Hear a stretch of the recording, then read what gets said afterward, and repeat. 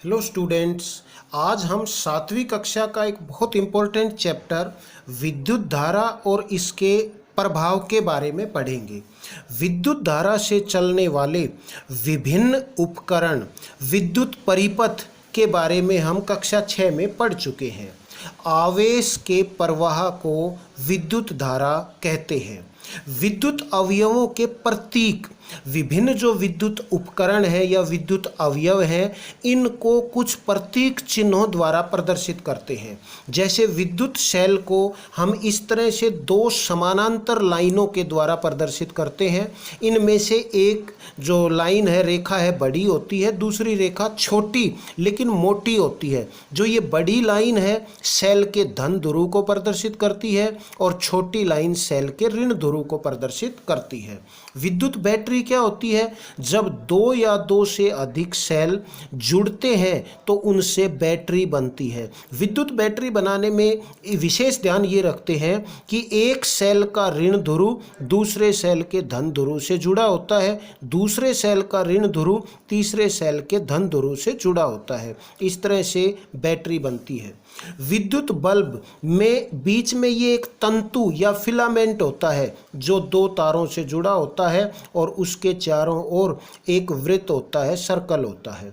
Switch on होता है तो जो ये दो बिंदु हैं ये एक तार से जुड़े हुए होते हैं, जबकि स्विच ऑफ में दो बिंदु तार से जुड़े हुए नहीं होते। तार से जुड़े हुए नहीं होते तो स्विच ऑफ होता है।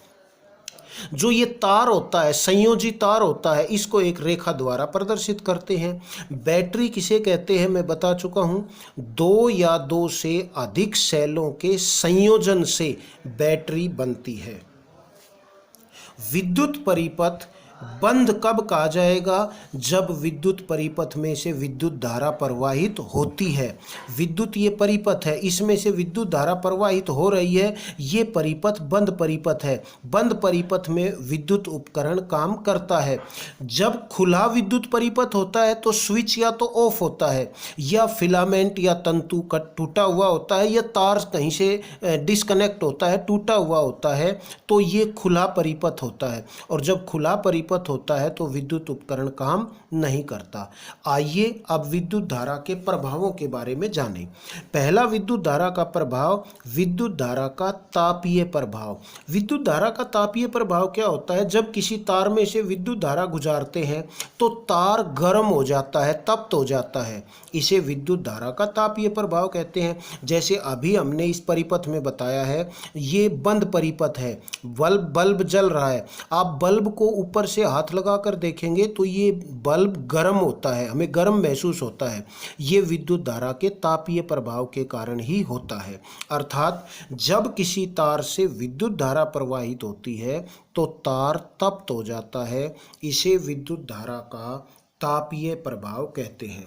इस प्रभाव का उपयोग करके विद्युत हीटर, बल्ब, इस्त्री, प्रेस जो कपड़ों पे करते हैं, पानी गर्म करने का गीजर, निबज्जन तापक, इमर्शन हीटर रसोई घर में काम आता है, विद्युत केतली, हॉट प्लेट, हेयर ड्रायर, इन सब में विद्युत धारा के तापीय प्रभाव का उपयोग होता है।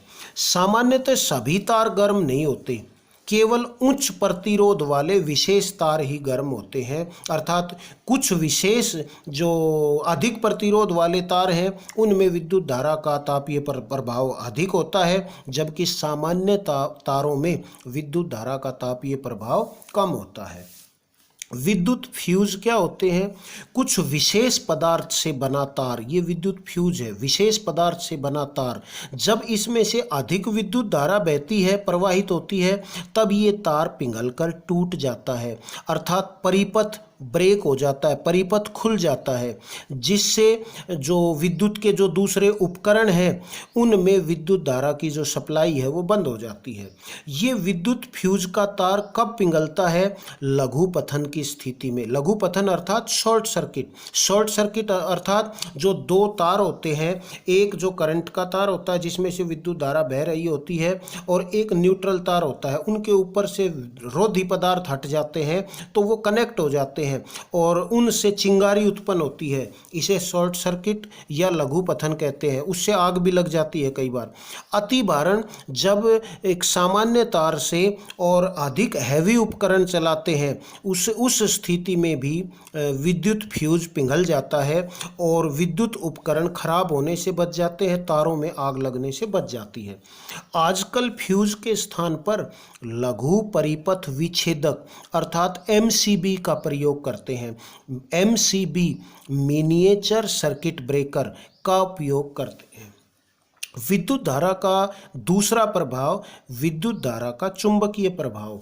हैंस क्रिश्चियन ऑर्स्टिड नामक वैज्ञानिक ने पाया, जब किसी तार में से विद्युत धारा प्रवाहित होती है तो तार चुंबक की भांति व्यवहार करता है। इसे विद्युत धारा का चुंबकीय प्रभाव कहते हैं। विद्युत चुंबक में इसी प्रभाव का उपयोग होता है। विद्युत चुंबक का उपयोग बहुत बड़ी बड़ी क्रेनों में होता है, जिसमें लोहे के जो भारी वस्तुएं हैं वो कबाड़ से अलग करने के काम आता है।